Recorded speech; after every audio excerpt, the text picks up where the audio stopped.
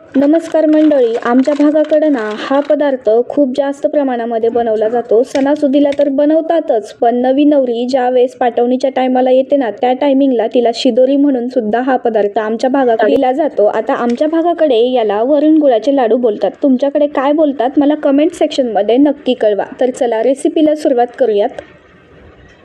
वळेव लाडू बनवण्यासाठी आईने अर्धा किलो रवा घेतलेला आहे. जाडसर रवा नाही घ्यायचा, बारीक रव्याचा वापर करायचा. त्यानंतर 1.5 वाटी बेसन पीठ घालायचं आणि छान मिक्स करून घ्यायचं. त्यानंतर आपलं गव्हाचं पीठ घालायचं. बेसन पीठ ज्या मापाने घातलं त्याच मापाने 1.5 वाटी गव्हाचं पीठ घातलं आणि छान पीठ मिक्स करून घेतले. आता यामध्ये ना तुम्हाला फक्त 1 कप भरून इतकं तेल घालायचं आहे. आता इथे आपल्याला गरम करून तेल नाही घ्यायचं, थंडच तेलाचा वापर करायचा आहे. आता तेल घालायचं आणि छान असं मिक्स करून घ्यायचं. पिठाला चांगलं सर्वत्र पिठाला चोळून घ्यायचं मीठ टाकून. आता जे हे पीठ आपण मळतोय ना, ते पीठ आपल्याला जास्त सैल पण करायचं नाही आणि जास्त पातळही करायचं नाही. मीडियम असं पीठ तुम्हाला हे मळून घ्यायचं आहे. आता हे पीठ छान असं मळून घेतो, तोपर्यंत तुम्ही रेसिपीसाठी एक लाईक नक्की करून घ्या आणि आपलं चॅनल अजून सबस्क्राईब नसेल केलं तर चॅनलला नक्की सबस्क्राईब करा, म्हणजे अशा छान छान रेसिपीज तुम्हाला दररोज पाहायला मिळतील. आणि सोबतच तुम्ही जर बाजूचं बेल आयकन प्रेस केलं तर माझ्या व्हिडिओचे संपूर्ण नोटिफिकेशन तुमच्यापर्यंत पोहोचतील. आता इथे तुम्ही बघू शकताय, तुम्हाला व्हिडिओमध्ये दिसत असेल, थोडं थोडं पाणी घालून हे आईने व्यवस्थित जास्त घट्टही नाही आणि जास्त पातळही नाही असं सैलसर मस्त या लाडूसाठी पीठ मळून घेतलेलं आहे. तर आता आपण यामध्ये पिठी साखर कशामुळे घातली नाही, तर आपल्याला यामध्ये गूळ घालायचा आहे. कारण वरून गुळाचे आपण लाडू बनवतोय, त्यामुळे आपल्याला इथे साखरेचा वापर करायचा नाही. आता गूळ आपल्याला कधी आणि केव्हा वापरायचं आहे हे मी तुम्हाला पुढे व्हिडिओमध्ये सांगेलच. आता इथे छान पीठ मळून घेतले ना, ते पीठ आपल्याला छान अर्ध्या तासासाठी झाकून ठेवायचं आहे. तर अर्ध्या तासानंतर पाहू शकता हे पीठ छान असं मुरलेलं आहे. तर आता आपण याचे लाडू बनवायला घेऊयात. जसा आपण चपातीचा गोळा घेतोय त्याच पद्धतीने पिठाचा एक चपातीच्या आकाराचा गोळा काढून घ्यायचा. त्यानंतर पोळपाटावरती चांगला त्याला लंबगोल आकार द्यायचा त्या गोळ्याला आणि हाताने छान असं मस्त लांब करून घ्यायचं. त्यानंतर त्याचे छोटे छोटे तुकडे तयार करून घ्यायचे. आता हे तुकडे तुम्हाला गोल आकारामध्ये नाहीत करायचे, कारण वळेव लाडू हे वळून केले जातात, त्यामुळेच त्याला वळेव लाडू बोलले जातात. तर असे लंबोळके आकार करायचा, म्हणजे ते लाडू वळतानाही तुम्हाला सोपा पडेल. तर छान पोळपाटावरती हा लाडू वळायचा असतो. आई ना कधीही हा पदार्थ बनवला ना की जास्त क्वांटिटीमध्ये बनवते, कारण बहिणीला, मला, भावाला प्रचंड घरामध्ये सर्वांना हा लाडू आवडतो. तर छान तिने पोळपाटावरती हा लाडू वळून घेतला होता. तर पहा, हाताने मी तुम्हाला दाखवते ती लाडू कसा तयार करते. तर अशा प्रकारे तुम्हाला ही लाडू बनवायचा आहे. जर बनवली रेसिपी तर अशा पद्धतीने तुम्ही बनवा. तुमची रेसिपी 100% बिघडणार नाही. एक नंबर आणि खूप चविष्ट रेसिपी होते. तर नक्की ट्राय करा. तर बनवायला खूप जास्त टाईम लागतो, तर मी तिला असे लाडू वळून दिले होते आणि मला हे लाडू बनवता आले नाहीत, म्हणून तिने फक्त लाडू तयार केले. मी पोळपाटावरती तिला वळून दिलं होतं. आता सगळे लाडू बनवून झालेले होते आणि वरी लगेचच आम्ही चुलीवर तळायला सुद्धा आणलेले आहेत. तर तेल चांगलं कढईतलं तापलेलं आहे. आता एक एक लाडू आपण तेलामध्ये सोडून देऊयात. तेल जास्त गरम नाही करायचं, कडकडीत थोडंसं नॉर्मल तेलामध्येच लगेचच या लाडूंना सोडून द्यायचं आहे. कारण हे लाडू छान असे थोडेसे तळत आल्यानंतर आपण या तेलामध्ये गूळ सोडणार आहोत. तर गूळ आपल्याला डायरेक्टली नाही सोडायचा आहे. तर कसा सोडायचा आहे चला सांगते मी तुम्हाला.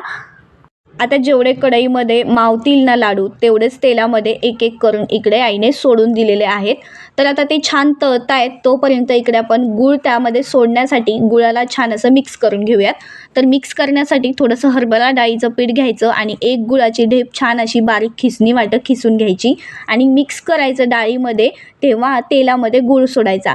नाहीतर तुम्ही डायरेक्ट खिसणीमध्ये खिसून जर गूळ तेलामध्ये सोडला तर तो संपूर्ण कढईला घाण करून ठेवेल आणि तुमची कढई अजिबात निघणार नाही. त्यामुळे काय करायचं, कधीही गूळ सोडत असताना तुम्हाला हरभरा डाळीच्या पिठामध्ये मिक्स करून मगच तेलामध्ये सोडायचं आहे. आणि प्रत्येक वेळी थोडा थोडा गूळ घालूनच हे छान असे लाडू तुम्हाला गुळामध्ये मिक्स करायचे आहेत.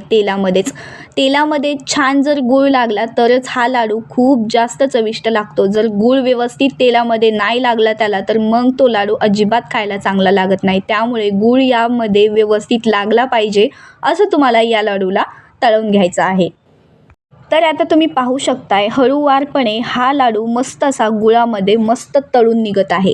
तर पहा मस्त लाडूंना गुळ लागलेला आहे आणि खरंच खूप जास्त छान लागतो बरं का हा लाडू खायला.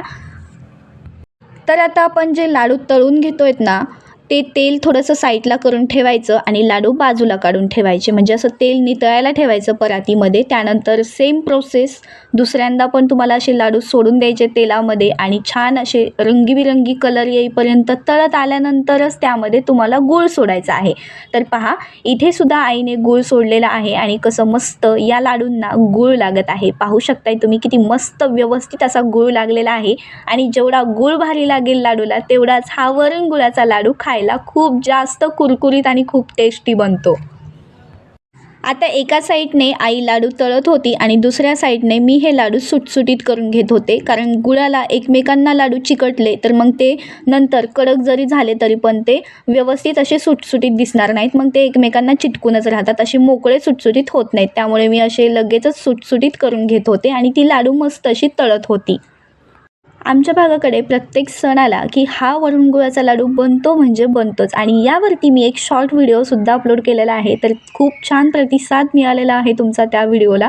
त्यामुळेच म्हटलं डिटेलमध्ये रेसिपी तुमच्यासोबत शेअर करावी. समजून सांगण्याची पद्धत कशी वाटली रेसिपीची नक्की कमेंट करा आणि तुमच्याकडे ही रेसिपी कधी बनवतायत का नाही नक्की कमेंट करा.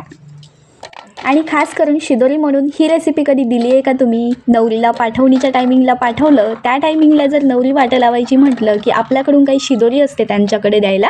तर त्या टायमिंगला आमच्या जास्त प्रमाणामध्ये आमच्या भागाकडे ही शिदोरी दिली जाते. तर तुमच्याकडे कोणती शिदोरी दिली जाते नक्की कमेंट करा.